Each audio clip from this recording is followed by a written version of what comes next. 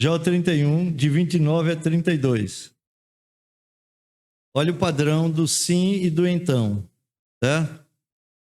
Se me alegrei da desgraça do que me tem ódio, e se exultei quando o mal o atingiu, também não deixei pecar a minha boca, pedindo com imprecações a sua morte. Se a gente da minha tenda não disse: ah, quem haverá aí que não se saciou de carne provida por ele? O estrangeiro não pernoitava na rua, as minhas portas abria ao viandante ou viajante. E aqui paramos no 32, 29 a 32. E o título da palestra de hoje à noite é Integridade no trato com os inimigos e estrangeiros. Integridade no trato com inimigos e estrangeiros. Vamos orar mais uma vez? Ó Senhor, estou em tuas mãos e dependo de ti. Estou cheio de falhas e toda a minha confiança está na pessoa de Cristo Jesus. Dê-me a graça, Senhor, de expor a tua palavra com a devida fidelidade, a unção devida e a sabedoria. Dê graça ao teu povo para receber essa palavra como vinda de ti mesmo. Que essa palavra venha frutificar nos corações. Que hoje seja dia de crescimento na graça e no conhecimento de Cristo Jesus, através de tudo que iremos ouvir aqui. Mas seja dia também de quebrantamento, de reflexão, de mudança de coração. Os corações, ó Senhor, remoçados, amargurados, sejam sarados por ti mesmo. Derrama, Senhor, o bálsamo de Gileade sobre esses corações, sarando, restaurando, que haja perdão, que haja disposição de amar o próprio inimigo. Sara a tua igreja, Senhor, e faz com que esse momento, o último momento de exposição da tua palavra nesse retiro, seja marcante, seja ímpar, que os nossos olhos voltem-se somente para ti, que todo o nosso pensamento esteja cativo à tua palavra e fiquemos todos deslumbrados com os teus atributos e com as tuas grandes obras. Assim nós oramos, em nome de Jesus. Amém. Meus irmãos, uma das maneiras mais eficazes de ensinar envolve três coisas: repetição, repetição e repetição. E por isso, quero mais uma vez fazer a introdução com algumas coisas que vocês já ouviram aqui. E quero dizer que ao longo do livro, Jó foi alvo de inúmeras acusações. Nos 2 primeiros capítulos, Satanás acusa Jó de ter motivos interesseiros e egoístas para servir a Deus. Em seguida, vem os 3 amigos, Elifaz, Bildade e Zofar, afirmando que se Jó está sofrendo é porque cometeu pecado contra Deus. E eles inventam todos os tipos de pecados a fim de justificarem as grandes adversidades de Jó. Eles se tornam acusadores como o próprio Satanás. Porém, Jó sabe, meus irmãos, em seu coração, que suas acusações são falsas. Então, no capítulo 31, Jó rejeita todas as suas acusações, fazendo um juramento solene diante de Deus, e o faz na linguagem mais forte possível. Jó é tão confiante de sua integridade que chega a dizer que se as acusações dos amigos são verdadeiras, que Deus derrame maldições sobre ele na mesma medida que ele cometeu os seus pecados. Jó claramente age com toda essa confiança, a partir da percepção que Deus conhece todas as coisas. Exatamente isso que dá confiança, meus irmãos. Ou dá confiança, ou dá medo, ou dá terror, que Deus conhece todas as coisas. E no versículo 4 aí do capítulo 31, Jó diz assim: ou não vê Deus os meus caminhos, e não conta todos os meus passos. Isso significa que Deus sabe o que Jó fez e o que não fez. Inclusive, Deus sabe com que motivação Jó fez ou não fez. Então percebam, para Jó, a onisciência de Deus é um grande conforto, porque ele sabe que tem sido íntegro perante Deus, ainda que para os homens ele seja um grande pecador, um perverso, um ímpio, alguém que pratica a injustiça. Jó confia perfeitamente no conhecimento de Deus e sabe que Deus, em seu conhecimento, vai chegar a um veredito que se ajusta verdadeiramente aos fatos do caso. Que bom, hein? Quando a gente está sendo injustiçado, condenado, que a gente tem certeza que Deus conhece todas as coisas e sabe que não fizemos isso. Isso dá segurança, isso dá conforto. Né? E é isso que dá confiança a Jó, meus irmãos, para avançar na sua confissão de integridade, dirigindo-se a todas as áreas da sua vida. Nos versículos 29 a 32, passamos a analisar a partir desse instante, Jó jura integridade em mais duas áreas da sua vida. E lembre-se, para Jó não tem distinção entre secular e sagrado, tudo é sagrado. Porque ele faz todas as coisas na presença de Deus e da parte de Deus. Então, em primeiro lugar, Jó se declara íntegro ou inocente de alegrar-se com a ruína do seu inimigo. Ele se declara inocente de alegrar-se com a ruína do seu inimigo. Versículo 29. Se me alegrei da desgraça do que me tem ódio, e se exultei quando o mal o atingiu. Olha, de acordo com tudo que temos visto até o momento, aqui, meu irmão, segue o então. Então a maldição vem sobre mim, é isso. Está subentendido aqui. Porque esse é o padrão que temos visto até agora. Eu vou fazer a leitura nesses termos. Se me alegrei da desgraça do que me tem ódio, e se exultei quando o mal o atingiu, então que a desgraça venha sobre mim. Entendeu? Então perceba.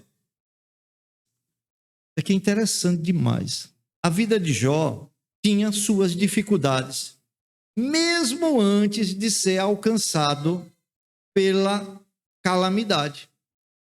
Embora Jó fosse um homem bom, como a gente tem visto, fosse um homem piedoso, Jó tinha inimigos gratuitos. Jó tinha inimigos gratuitos. Exatamente por causa da sua bondade e piedade, era odiado com ódio implacável. Irmãos, não há nada novo debaixo do sol. Em qualquer geração, há uma inimizade enraizada e amarga da semente da serpente contra a semente da mulher. Os homens bons raramente passam pelo mundo sem encontrar adversários e oponentes. Cristo mesmo disse aos seus discípulos: se o mundo vos odeia, sabei, primeiro do que a vós outros, me odiou a mim. João 15, 18. Você quer ver um bom exemplo desse ódio sem causa? Está descrito no Salmo 38. Abra, por favor, Salmo 38, versículos 19 e 20. Isso aqui era o que acontecia com Jó. Acontecia com Davi, aconteceu com Cristo E acontece conosco. Vou ler da parte B do versículo 19. São muitos os que sem causa me odeiam. Muitos os que sem causa me odeiam. Da mesma sorte, também são muitos os que pagam o mal pelo bem. Eu faço bem e recebo o mal. São meus adversários. Agora, por que são adversários de Davi? Porque eu sigo o que é bom. Esse ódio implacável e sem causa era o que Jó experimentava de algumas pessoas. E tudo isso porque ele era um homem bom e piedoso. As pessoas olhavam para ele e ficavam com inveja. E odiavam Jó. Porque ele era uma pessoa boa, uma pessoa piedosa. Agora, o que é fantástico, meus irmãos, é que mesmo assim, vejam o que Jó diz no versículo 29, aí, 31, 29. Não me alegrei da desgraça do que me tem ódio. Você sabe o que é uma pessoa que tem ódio de outra? Quer ver a destruição, só quer ver o pior acontecer na vida daquela pessoa e sempre fala mal daquela pessoa e sempre denigra a imagem daquela pessoa. E Jó disse, eu não me alegrei da desgraça do que me tem ódio. Essas pessoas desejavam a destruição de Jó, desejavam vê-lo morto. Entretanto, Jó disse que não se regozijou quando Deus trouxe o castigo sobre essas pessoas, quando o mal se abateu sobre essas pessoas. Isto é, Jó viu a destruição dos seus inimigos ou de seus parentes sendo assolados pela miséria, pela destruição, mas isso não lhe trouxe alegria ao coração. Irmãos, é natural que os homens ímpios tenham prazer na derrota dos seus inimigos. Olha, quando um ímpio descobre que o seu inimigo caiu em apuros terríveis, a reação natural e diabólica é dar um grito alegre. Feliz, porque Deus está dando a essa pessoa o que lhe é devido. Está recebendo a paga agora, miserável, por tudo que você fez. O ímpio considera o prazer da vingança mais doce do que a própria vida. Para o ímpio não tem coisa mais doce na vida do que o prazer da vingança. Mas Jó nunca ficou extasiado de alegria quando o mal ou o infortúnio se abateu sobre o seu inimigo. Ele não comemorou com um prazer egoísta e vingativo quando seus inimigos foram punidos. Pelo contrário, ele ficou triste. Triste porque a desgraça alcançou ele, alcançou seus parentes, e Jó ficou muito triste. Irmão, agora leve em conta que o princípio geral da moralidade no tempo de Jó era: ame o seu próximo e odeie o seu inimigo. Princípio esse que posteriormente vai se estabelecer nas relações entre judeus e gentios. E o próprio Jesus aqui, quando falou agora no texto da devocional, ele disse, olha, vocês ouviram, ame seu próximo, odeie o seu inimigo. Eu, porém, vos digo outra coisa. E esse era o padrão, meus irmãos, também de moralidade no tempo de Jó. Entretanto, Jó viveu à luz de uma moral muito elevada. Jó viveu no espírito do evangelho, meus irmãos. Esse é o espírito do evangelho. Nas suas palavras e nas suas atitudes, Jó obedece a Deus, não pecando, mesmo contra aqueles que o prejudicam. Jó seguia o padrão de amar o seu inimigo. Isso aqui é tremendo. Sabe por quê? que Jó se antecipa à lei de Moisés. Ele se antecipa à lei de Moisés. A lei de Moisés diz lá em Levítico, no capítulo 19, versículo 18, diz assim: não te vingarás, nem guardarás ira contra os filhos do teu povo, mas amará o teu próximo como a ti mesmo. Eu sou o Senhor. Mas Jó já se antecipa a isso. Jó tinha inimigos? Tinha. Devia ter muitos inimigos. Mas a diferença é que ele não os odiava. Eram inimigos gratuitos? Sim. Inimigos porque Jó era uma pessoa boa, piedosa? Sim. Eles odiavam Jó com ódio mortal? Sim. Mas Jó não os odiava. Vejam, versículo 31, 30 de Jó. Também não deixei pecar a minha boca, pedindo com imprecações a sua morte. Jó, em tempo algum, permitiu que sua boca pecasse, pedindo com imprecações, isto é, com maldições, a morte de seus inimigos. Ainda que fosse continuamente amaldiçoado por eles.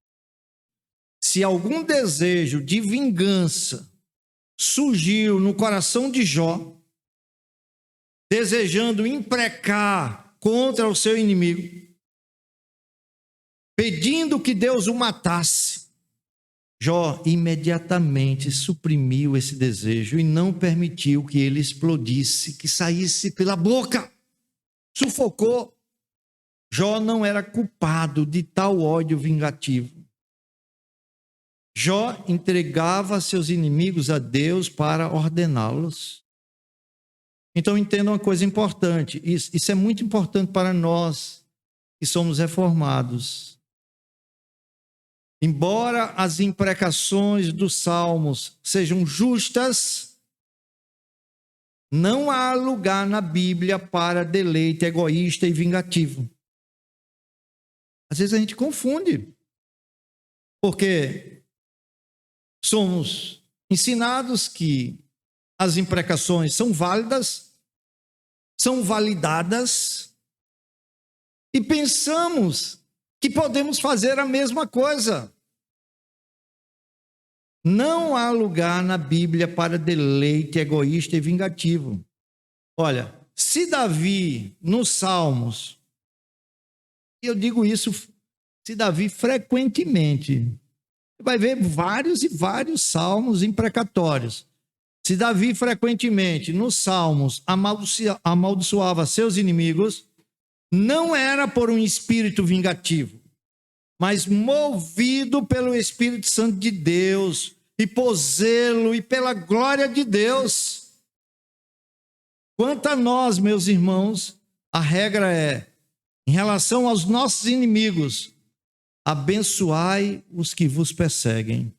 Abençoai e não amaldiçoeis, como diz Paulo em Romanos capítulo 12, versículo 14.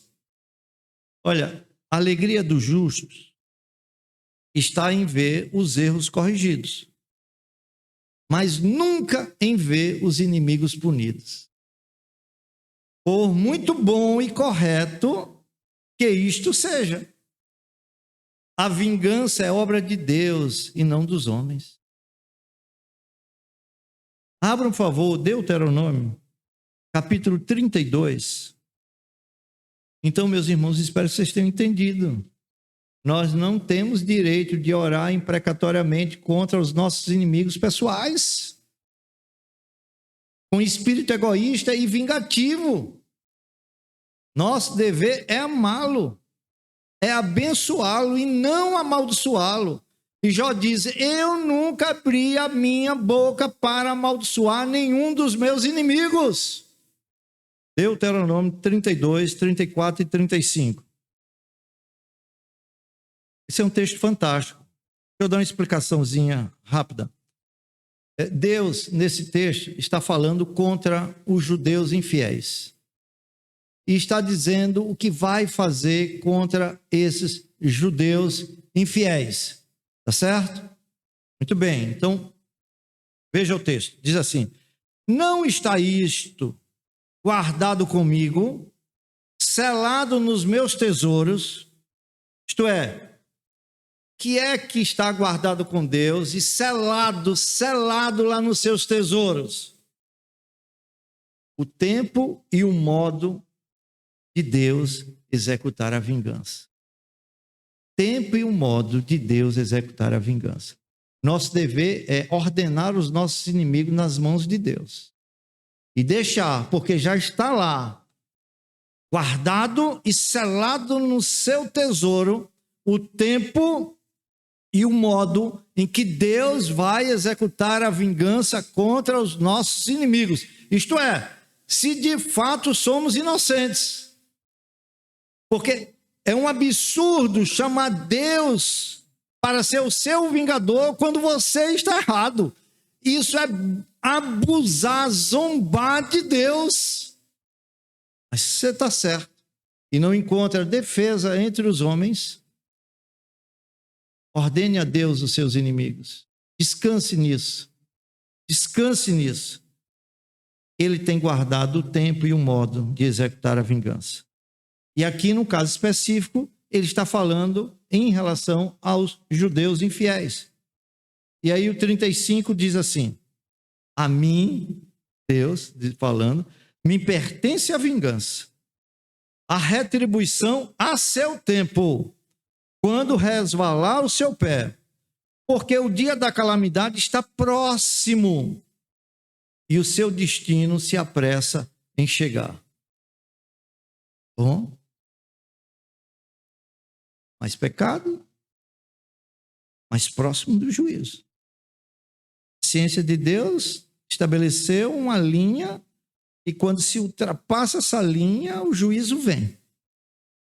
Porque a linha para nós é invisível e às vezes nos deixa muito confortável como seres humanos, achando que podemos pecar e nada vai acontecer. É assim que o ímpio pensa.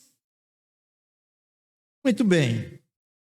E haverá um dia em que Deus vai trazer a sua vingança sobre os judeus infiéis. E o que é que Deus vai fazer? Vai enviar a Babilônia contra a nação de Judá. Como vingança. Babilônia vai ser a espada de Deus. Tá certo. Isso aconteceu. Agora, vejam como os edomitas se comportaram no dia que Deus executou vingança sobre os seus inimigos. Os edomitas eram inimigos do povo de Israel. E a peleja é de Deus com a nação de Judá e trazendo a Babilônia. Os edomitas não têm nada a ver. Mas veja como eles se comportaram aí. Agora vamos para Obadias. Obadias, uma paginazinha lá. Oséias, Joel, Amós, Jonas, Obadias. Se você tem dúvida, vá para Daniel. E depois você vai andando devagarinho, né? E você acha. Daniel, anda 5 livros, você acha. Aqui está, meus irmãos, o dia em que Deus está executando vingança contra os judeus infiéis. Agora, olha o que Deus está dizendo à nação edomita. Mas tu não devias ter olhado com prazer para o dia de teu irmão. Dia de teu irmão, porque os israelitas descendem de Jacó e os edomitas descendem de Esaú. Jacó e Esaú eram irmãos, ambos deram origem a essas duas nações. Então, mas tu não devias ter olhado com prazer para o dia do teu irmão. É isso que Jó está dizendo, né? Olha, Deus trouxe a vingança aos meus inimigos, mas eu não tive prazer no dia que isso aconteceu. O dia da sua calamidade. Era Deus que estava castigando Judá, mas Edom não devia contemplar com prazer a miséria de seu irmão. E é triste, meus irmãos, quando um irmão se alegra na desgraça do outro. Já imaginou? Vamos trazer isso para o nível familiar mesmo, familiar. Irmãos que são brigados entre si, e lá vamos imaginar que o outro é muito ruim, é isso, é aquilo, é um aproveitador da situação, ou se aproveitou bastante da herança e deixou uma mágoa muito grande no coração, e ele prosperou muito, tal, e o outro passa grandes dificuldades, mas aí um dia Deus vem e executa a vingança. Aquele irmão vem e se alegra. Não devias, tu não devias se alegrar, porque eu executei a vingança. Tá bom, agora você imagine irmãos aqui na igreja, meu irmão. Quando a coisa dá errada para alguém, o outro se alegra. Mas tu não devias se alegrar, porque eu estou corrigindo o teu irmão. E a sequência da leitura diz: nem ter-te alegrado sobre os filhos de Judá no dia da sua ruína. Eles riram quando Judá estava em agonia. Nem ter falado de boca cheia no dia da angústia. Então Edom se alegrou com o sofrimento e a desgraça alheia. E no versículo 13, não devias. Olha, várias vezes Deus vai dizer não devias, não devias. Não devias ter entrado pela porta do meu povo no dia da sua calamidade. Edom foi um dos invasores, pior ainda, se aliou à Babilônia contra o seu irmão. Tu não devias ter olhado com prazer para o seu mal no dia da sua calamidade. Edom olhou com prazer a desgraça de Judá. Meus irmãos, moral da história. Trouxe esse exemplo só para a gente entender. Deus condena tal atitude. Edom foi severamente punida, ou punido, né? Melhor dizendo, por ter se alegrado com a desgraça de seu inimigo. Deus trouxe desgraça total sobre ele. E a razão que Deus dá é que ele não devia ter se alegrado quando Deus trouxe a vingança sobre os judeus infiéis. Abra, por favor, Provérbios 24, versículos 17 e 18. Olha o que diz aqui. Quando cair o teu inimigo, não te alegres. E não se regozije o teu coração quando ele tropeçar, para que o Senhor não veja isso e lhe desagrade. O Senhor vai ver, vai ficar desagradado, e sabe o que o Senhor vai fazer? Aquilo que ele estava fazendo com o seu inimigo, ele vai parar de fazer e vai fazer com você. Agora você imagine, no mundo em que vivemos, você tem um concorrente comercialmente desleal, ali próximo de você, cara, um bandido mesmo, um malfeitor, e você é um cristão, andando certinho, e ele está te empurrando para o buraco com as atitudes dele. Não paga impostos, não faz isso, não faz aquilo, aí bota o preço lá embaixo, você que faz tudo certinho, não tem como acompanhá-lo, você está indo à falência com toda essa situação, e agora esse inimigo vem e recebe de Deus o castigo. E você? Vai se regozijar? Vai se alegrar? Olha, isso aqui é tremendo. O triunfo na calamidade de um inimigo é particularmente ofensivo a Deus. O que se alegra da calamidade, diz Provérbios 17:5, não ficará impune, não ficará impune, não ficará impune. Irmãos, percebem? É preciso ter uma grande medida de graça. Um espírito muito generoso e um alto grau de piedade para não regozijar-se com o infortúnio do inimigo. É preciso muita graça para não sentir qualquer emoção agradável. No mínimo, aquela alegria secreta, aquele prazer interior em contemplar o dia da calamidade daquele que lhe rejeita completamente, que lhe odeia com ódio implacável, a ponto de desejar sempre o pior para você. Os irmãos, vocês percebem? Isso aqui é a natureza da verdadeira religião. Isso aqui é o Evangelho. A verdadeira religião, ela controla o coração. Ela reprime os sentimentos de raiva e vingança e cria na alma um desejo sincero pela felicidade, mesmo daqueles que são seus inimigos e te ferem.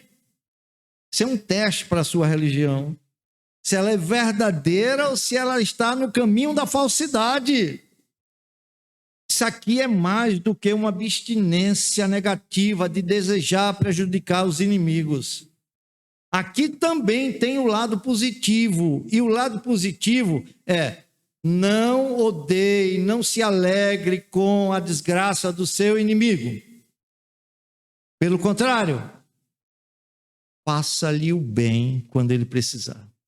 Além de não se alegrar, além de ter que se entristecer, ainda ter que fazer o bem a quem lhe odeia com ódio implacável. Isso é mostrar compaixão para com o inimigo. Abra, por favor, Provérbios 25, versículos 21 e 22.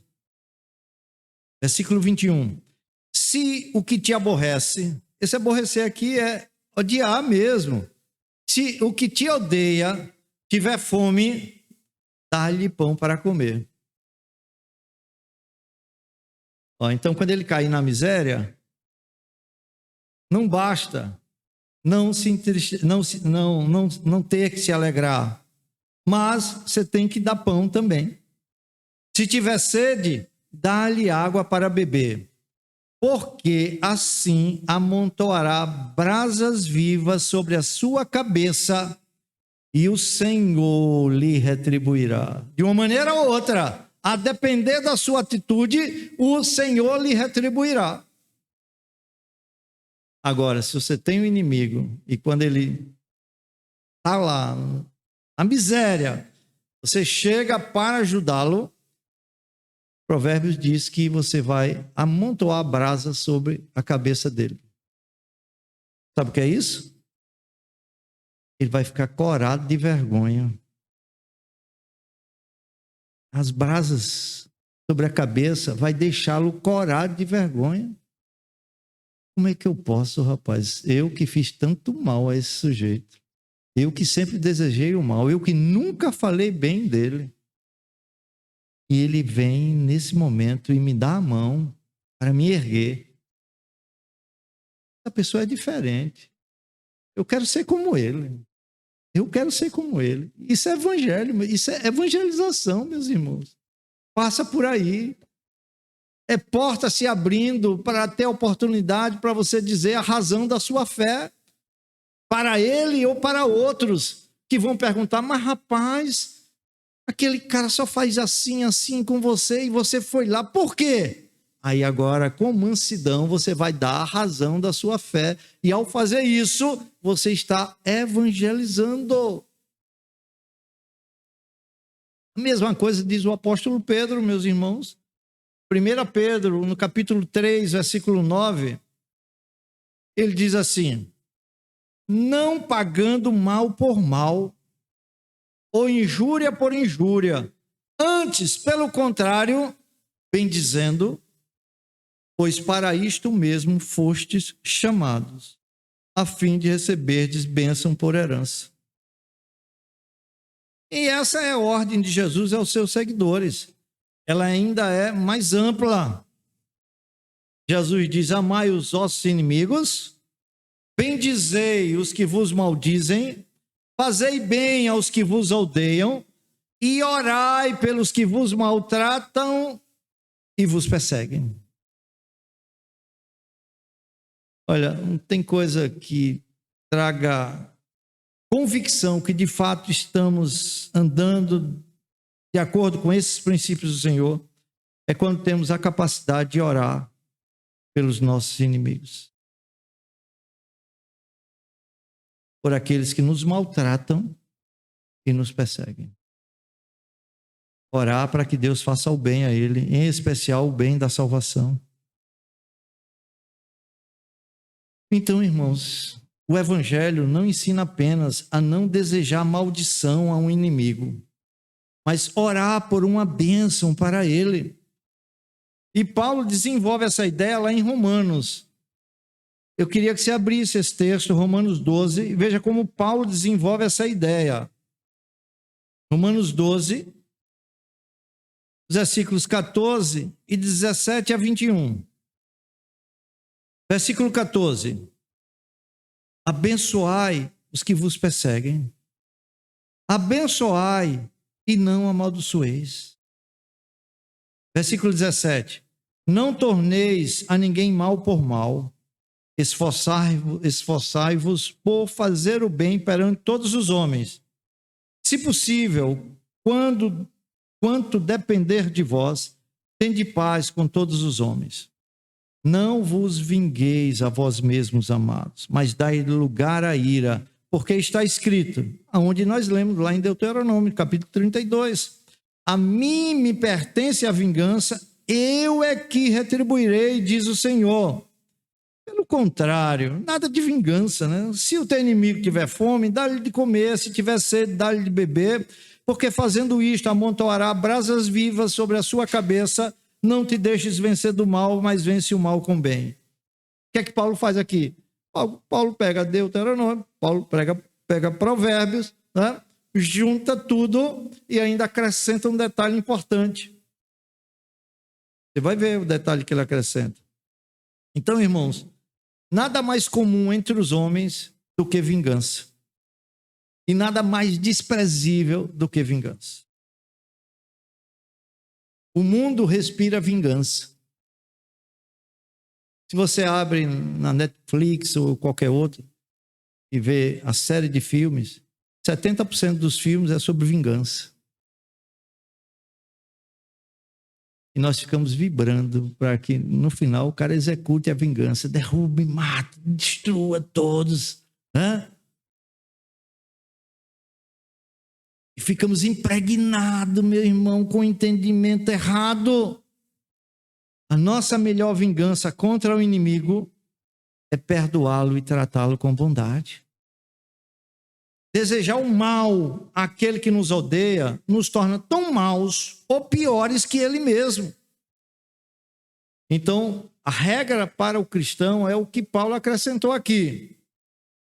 Vence o mal com o bem. Vence o mal com o bem.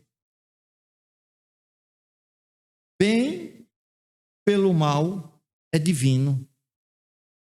É parecer com Deus. É se manifestar como um filho de Deus. É imitar a Cristo.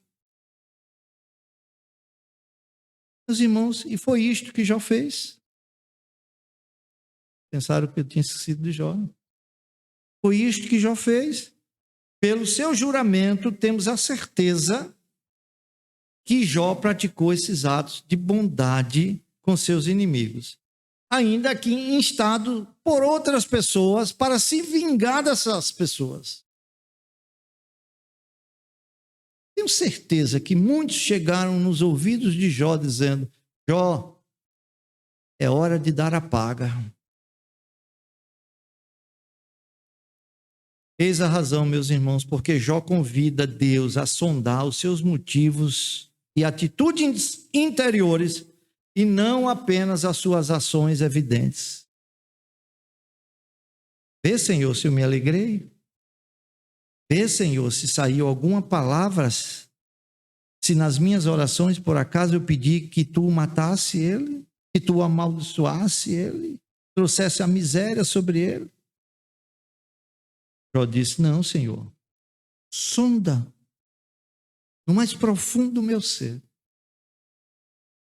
Quem foi que orou assim também? Davi, no Salmo 139.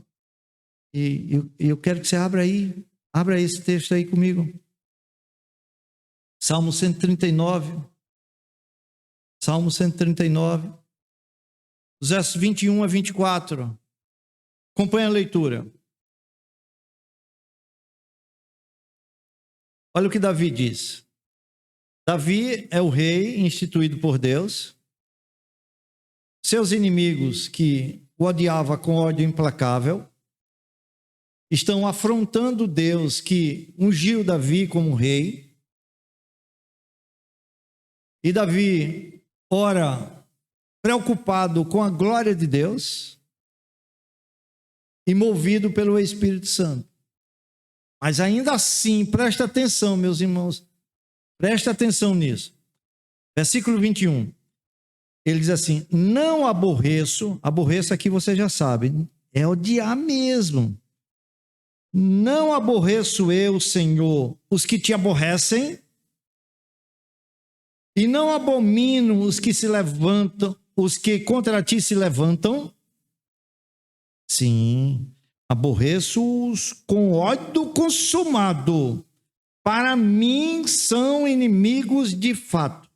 Davi está orando como representante de Deus, como rei estabelecido por Deus.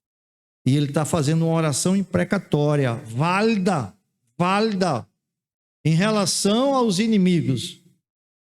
Mas Davi tem um receio. Senhor, será que eu não estou misturando aqui alguma coisa e estou levando a questão para o lado pessoal? Não é porque eles são meus inimigos pessoais que eu estou assim orando? E se eu tiver, Senhor, eu estou pecando, eu estou com um espírito vingativo. Eu perdi a percepção da glória de Deus. Por isso, veja o pedido que ele faz. Aí ele diz: sonda-me, ó Deus, e conhece o meu coração. Vê, Senhor, vê meu coração, prova-me e conhece os meus pensamentos. Então, Senhor, venha, sonda. Veja se de fato há alguma questão pessoal nisso aí. Se eu estou orando com espírito vingativo. Se eu tiver, Senhor, vê se há em mim algum caminho mau. Se eu tiver, guia-me pelo caminho eterno. Você vê como é difícil, meus irmãos, mesmo Davi, na legitimidade da oração imprecatória, naquele contexto, naquela situação em que ele estava, ainda assim ele temia que estivesse em seu coração, fazendo esse tipo de oração, baseado num aspecto vingativo pessoal e não com o zelo, o cuidado de ver a glória de Deus estabelecida no meio do povo de Deus. E por isso ele ora dessa forma: sonda, Senhor, conhece, prova os meus pensamentos, prova meu coração, e se houver algum caminho mau, guia-me pelo caminho eterno. Então é assim, meus irmãos, devemos ter muito cuidado, muito cuidado. E aí você vê a ousadia de Jó. Senhor, se eu me alegrei, se eu orei alguma vez imprecatoriamente contra essas pessoas, porque eles me odeiam e me fazem mal, e venha a desgraça sobre a minha vida. Então Jó se declara íntegro ou inocente de alegrar-se com a ruína de seus inimigos. Em segundo e último lugar, a segunda área agora que Jó se declara íntegro é da falta de hospitalidade. Jó foi acusado pelos amigos de negar água ao cansado e de reter comida aos famintos. Abra aí Jó 22, versículo 7. Palavras de Elifaz aqui. Jó 22, versículo 7. Veja o que os inimigos dizem É bom, é inimigo mesmo, né? Porque é um amigo desse. Diz de Jó: não deste água a beber ao cansado, e ao faminto retiveste o pão. Agora, preste atenção, meus irmãos. No Oriente, uma terra seca e ressequida era uma marca de piedade proporcionar água e pão para o viajante sedento e faminto. As pessoas piedosas iam para a beira da estrada com pão e com água para atender ao viajante sedento e faminto. Era uma marca de piedade.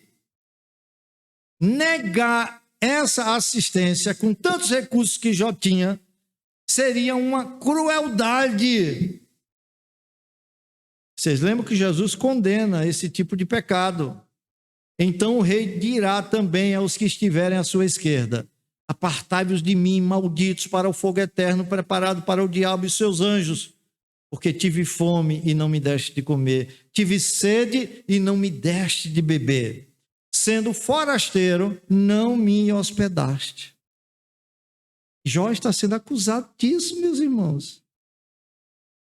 Agora, nos versículos 31 e 32, Jó rejeita a acusação de falta de hospitalidade. Você vê que tudo isso era invenção dessas pessoas. Eles não se deram nem ao luxo de fazer uma pesquisa, porque se fizessem, eles iam verificar que Jó, de fato, era hospitaleiro. Ou, até mesmo podia até saber, viu? Só que, na defesa das suas convicções, foram mais fortes do que essa verdade que eles deviam viver. Então, versículo 31, Jó diz assim, ó, a defesa de Jó, que era hospitaleiro: se a gente da minha tenda, isto é, aqueles que moravam com Jó, quem era que morava com Jó? Os servos e os empregados domésticos. Se a gente da minha tenda, pessoas que tinham a oportunidade de saber tudo sobre Jó, está morando lá na casa dele, são os seus serviçais. Então, se você bota uma doméstica para morar lá na sua casa, ela vai saber tudo sobre sua vida. Vai saber como você se comporta, a forma que você fala, a forma que você age, isso e aquilo, em todas as áreas. E Jó aí agora apela a esses como testemunha. Se a gente da minha tenda, se esses não disse, quem haverá aí que não se saciou de carne provida por ele? Jó disse, sabe quem diz isso? São os meus serviçais. Irmãos, a bondade de Jó era tão aberta que, com confiança triunfante, ele apelou aos membros de sua casa para testemunhar em seu favor. Que ousadia, meus irmãos. Servos e empregados podiam testemunhar que nunca haviam visto um homem pobre sair insatisfeito do portão da casa de Jó. Nenhum dos servos de Jó poderia acusá-lo de ser um homem egoísta. Pelo contrário, todos os dias haviam visto o contrário. Olha, tão luxuosa era a sua hospitalidade, e seus empregados domésticos perguntavam: quem haverá aí que não se saciou de carne provida por ele? Sua mesa estava aberta para todos, para a viúva, para o órfão, para o estrangeiro, para o necessitado. Eles eram convidados frequentemente à mesa de Jó. Seus servos e empregados domésticos também eram bem tratados. Jó não dava aos seus servos e empregados apenas comida, mas comida do melhor tipo e comida em abundância. Se os empregadores de hoje fossem assim, né? Jó tornou-os participantes do melhor que estava à sua mesa. Eles não tinham festa, mas participavam da festa de Jó. Escute isso. Um homem bom sempre será gentil e liberal com seus domésticos. Quando eu digo homem, se inclui as mulheres aí também. Sempre será gentil e liberal com seus domésticos. E eu faço uma pergunta. Na condição de patrão e patroa, o quanto você pode apelar aos seus empregados pelo seu caráter? Jó chama os seus empregados. Que eles digam se eu sou hospitaleiro ou não. Se alguém já chegou aqui e saiu com fome. Quanto você pode apelar aos seus empregados pelo seu caráter? E o quanto eles podem testemunhar, né? E eu estou falando num testemunho honesto a seu favor.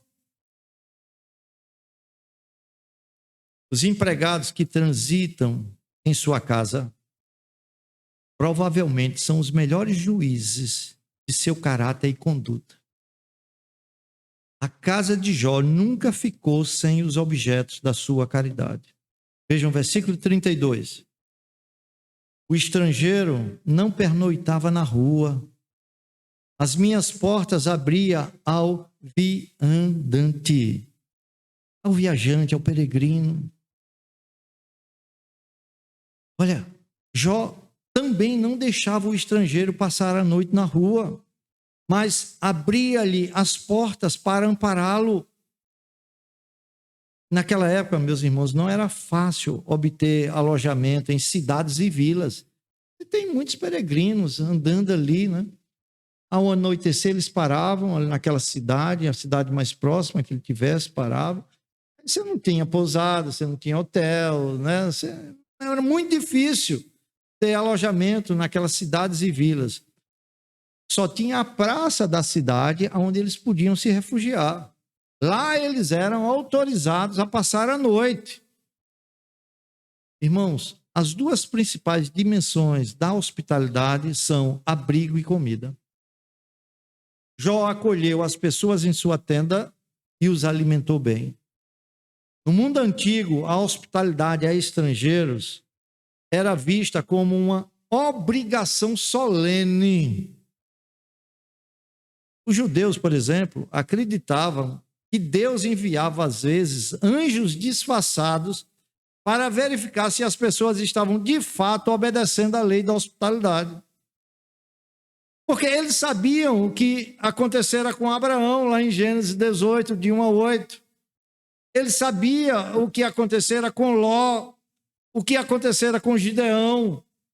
Então, eles criam que a mesma coisa poderia acontecer-lhe. Como diz Hebreus, no capítulo 13, versículo 2. Não negligencieis a hospitalidade, pois alguns, praticando-a sem saber, acolheram anjos. Então Deus ordena ao seu povo que seja fiel à graça da hospitalidade.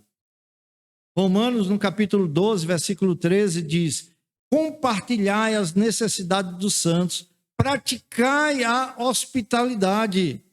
Então Jó é conhecido pela sua generosidade para com estrangeiros. Ele servia carne aos peregrinos, o que normalmente era reservado apenas para ocasiões especiais de celebração. Jó servia carne, meus irmãos. Carne. Para o viajante faminto, Jó deu não apenas pão seco, mas uma refeição completa, sim, um banquete rico. E o fez de coração, sem má vontade ou com murmuração.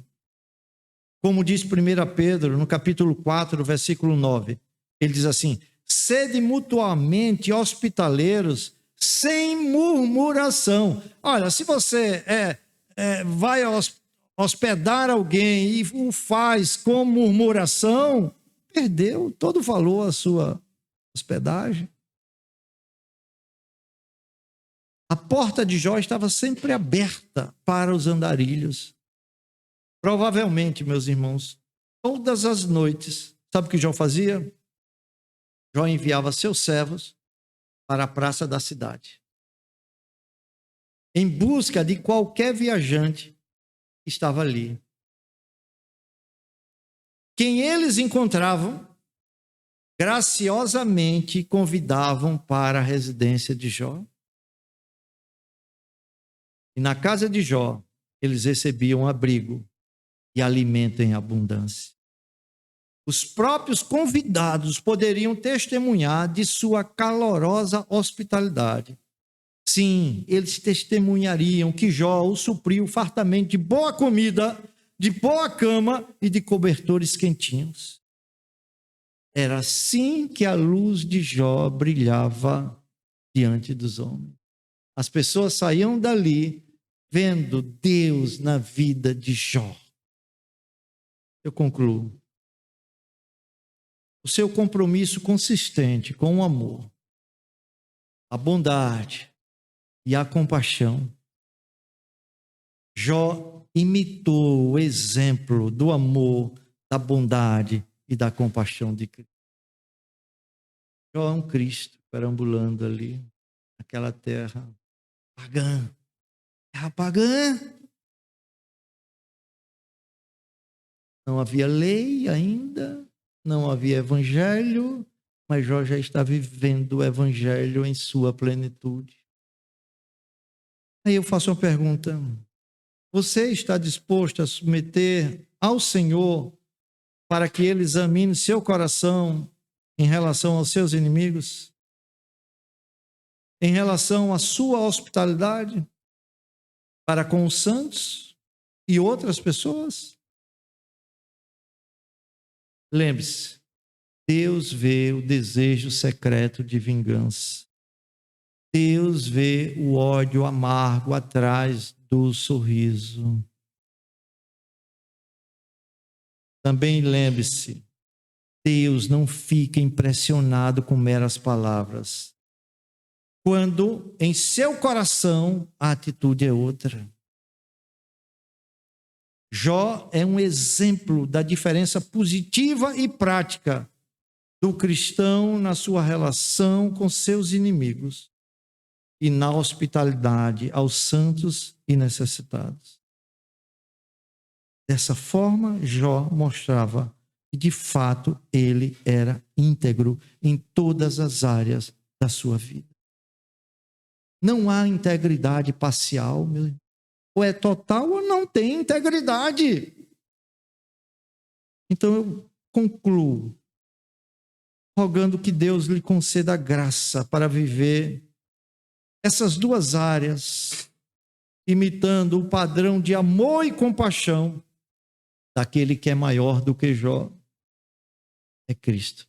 Se você está impressionado com a pessoa de Jó, em tudo o que ouviu, esqueça Jó. Olhe para Cristo.